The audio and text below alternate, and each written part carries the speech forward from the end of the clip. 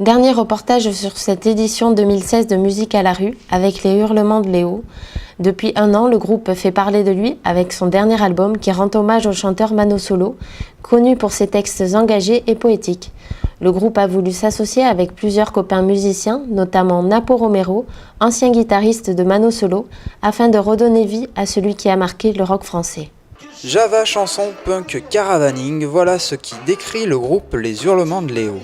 Depuis leur formation en 1995, ces musiciens enchaînent concerts et albums, dont leur 12e qui reprend les chansons de Mano Solo.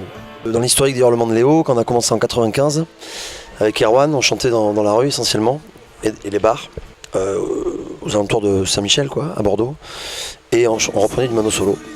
C'est quelqu'un qui nous a permis qui nous a décomplexé à l'époque, par rapport aux histoires qu'il racontait, le vocabulaire qu'il employait dans ses chansons, voilà, les idées qu'il pouvait développer aussi dans ses textes, et qui nous a donné envie de faire de la musique, quoi, tout simplement. Un groupe qui s'aime s'entourer de bons copains, les Ogres de Barbac, Bertrand Cantat et bien d'autres ont participé à cet album.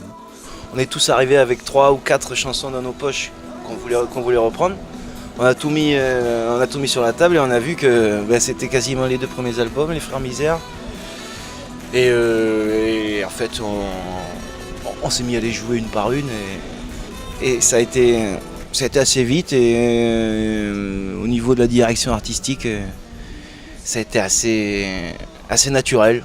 Dès qu'on fait des projets, on aime faire participer les copains et profiter de leur expérience aussi. Et c'est toujours des moments de partage et de toute façon, pour cet hommage, ça a été ça du début à la fin, quoi.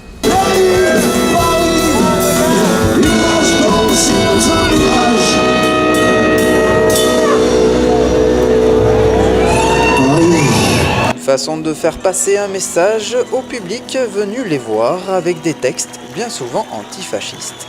J'ai fait du bien avec vilains qui m'ont touché par la main. J'ai pu mettre la bataille avec juste ma bite et mon couteau. Et j'ai regardé à pas vouloir tout peur. Oh, avec nos enfants. Oh.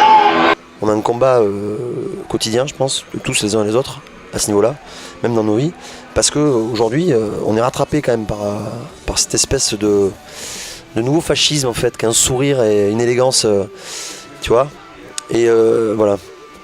Donc des fois, certains vont venir nous reprocher à la fin de nos concerts qu'on s'en sert un peu comme d'une tribune, mais à la fois, tant pis, moi je vais pas faire chier les mecs qui parlent que d'eux sur scène, quoi. Voilà. La barre est dure, messieurs, dames. La barre est dure.